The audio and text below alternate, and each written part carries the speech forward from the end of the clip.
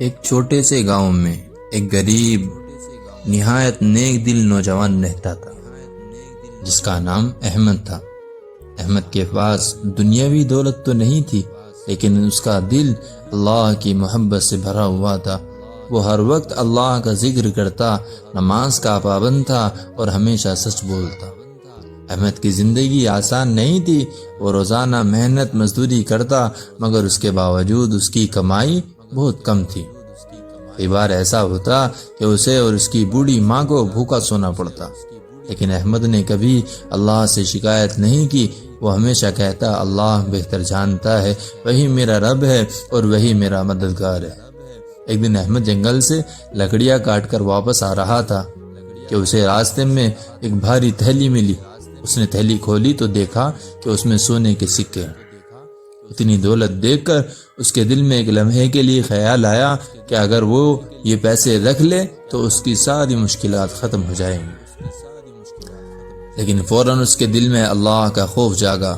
اس نے سوچا، یہ میرا حق نہیں ہے، یہ کسی اور کی امانت ہے۔ اگر میں نے اسے رکھ لیا تو میں اللہ کے سامنے کیا جواب دوں گا؟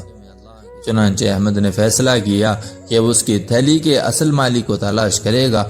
وہ گاؤں گاؤں جا کر اعلان کرنے لگا، جس کی یہ تھیلی ہے وہ آ کر نشانی بتائے اور لے جائے۔ کئی دن گزر گئے مگر کوئی نہیں آیا۔ آخر ایک دن ایک بوڑھا تاجر احمد کے پاس آیا اور بولا، بیٹا، میرے سونے کی تھیلی کھو گئی ہے۔ اس میں اتنے سکے تھے اور اس پر ایک خاص نشان بھی لگا تھا۔ احمد نے تھیلی دیکھی، وہی نشان تھا۔ اس نے فوراً تھیلی تاجر کو دے دی۔ تاجر احمد کی ایمانداری سے بہت متاثر ہوا۔ اس نے کہا، بیٹا، تم نے میری امانت واپس کی، میں تمہیں اس کا انعام دینا چاہتا ہوں۔ احمد نے مسکرا کر جواب دیا، میں نے ایک کام اللہ کی رضا کے لیے کیا، مجھے کسی انعام کی ضرورت نہیں۔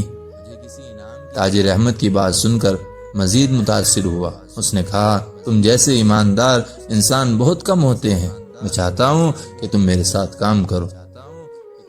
یوں احمد کو ایک اچھی نوکری مل گئی۔ آہستہ آہستہ اس کی زندگی بہتر ہو گئی۔ اس کی محنت، صبر اور ایمانداری نے اسے کامیاب انسان بنا دیا۔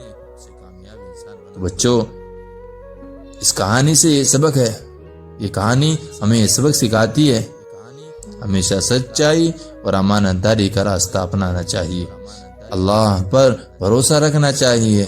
صبر کرنے والوں کو اللہ کبھی ضائع نہیں کرتا، بے شک اللہ صبر کرنے والوں کے ساتھ ہے۔